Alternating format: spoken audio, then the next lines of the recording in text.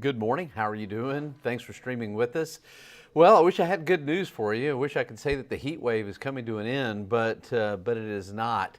At least I don't see an end to it, not anytime soon anyway. These numbers are amazing. And by the way, hopefully you're staying cool. Hopefully you're staying hydrated and taking care of yourself. All right, average high for this time of the year, 95. And of course, we've had 21 full days in July, and every single one of them, temperatures have been above average. Of course, you probably already knew that.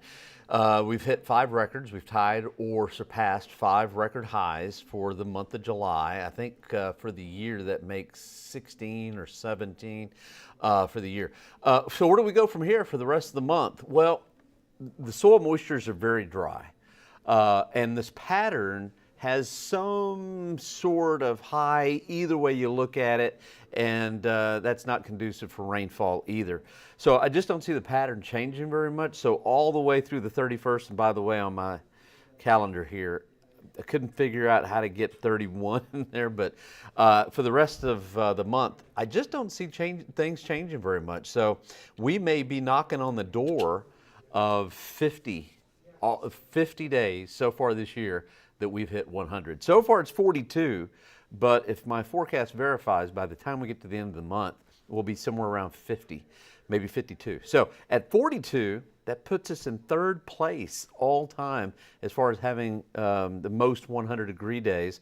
2009, we had 59, and I think we're right on track to surpass that. Let's say hi to some folks. Jeremy, hey, haven't seen Bill. Hey, he's on vacation. Yeah, he'll be back, but thanks for watching, that's for sure. Patrick, good morning, how are you? And Rosario, thank you, I really appreciate that. I really work hard at it. Now, I will say this, I'm gonna pull back the curtain a little bit. Boy, I got a little surprise yesterday morning. Those clouds, they were real reluctant to mix out. We had a little tougher temperature inversion. It was kind of locking the clouds in place. But here's the thing that's really interesting though. Yesterday, even though we had clouds till about 1 or 1:30 in the afternoon, almost 2, boy, the temperatures rallied quick. Once that sun came out, we hit 102 yesterday, and that tied the record for the day. David, yeah, it's so hot that my computer froze. Boy, that is pretty hot when that happens. And Tessie, hi, how are you doing?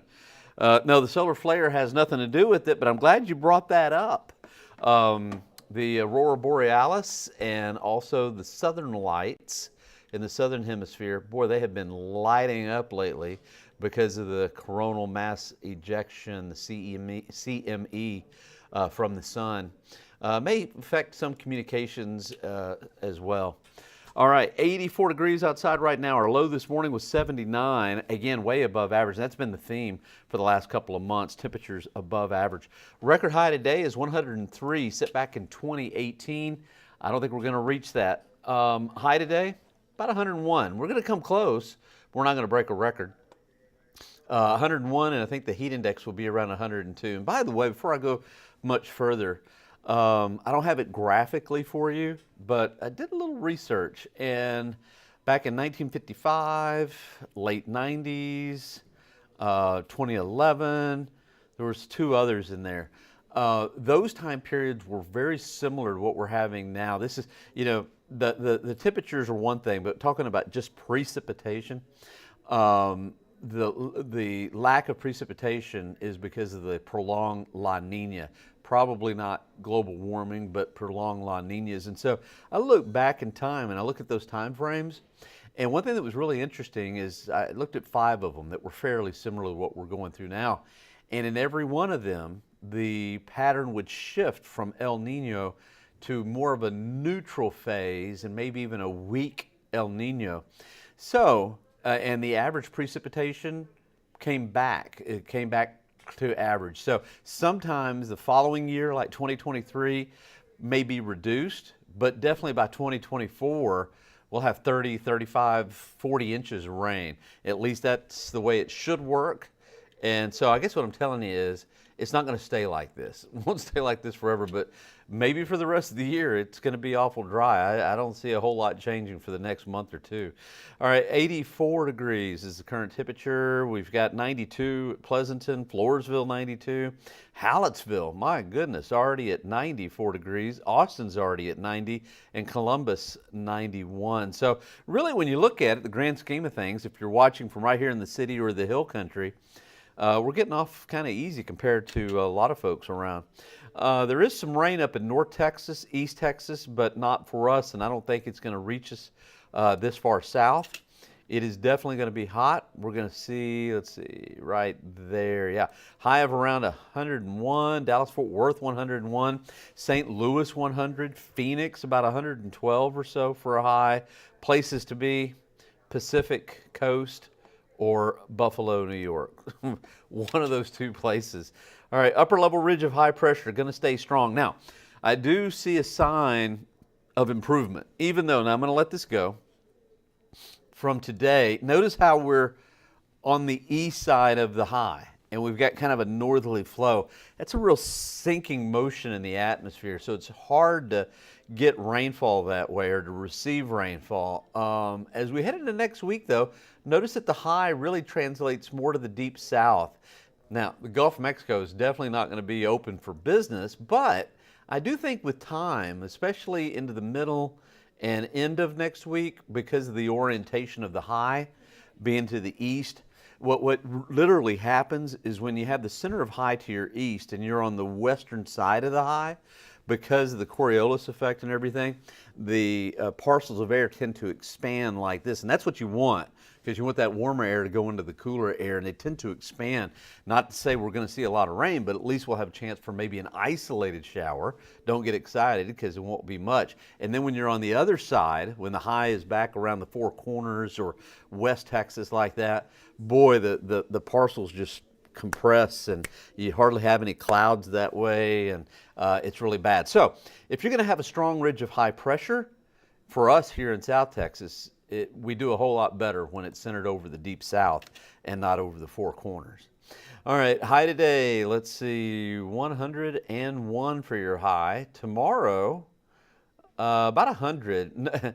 This particular computer model is the IBM, International Business Machines.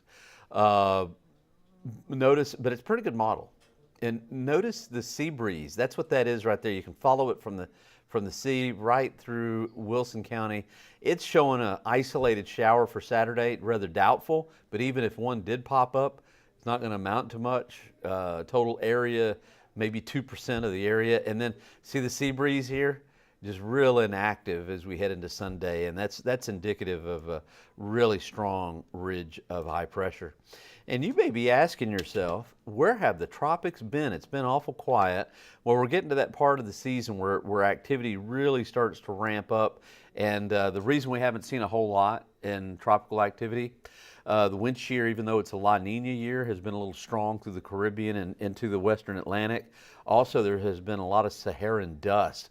and those are limiting factors. But I think both of those will likely improve here over the next month or so. All right, before we get to the 7-day, let me say hi to some more folks.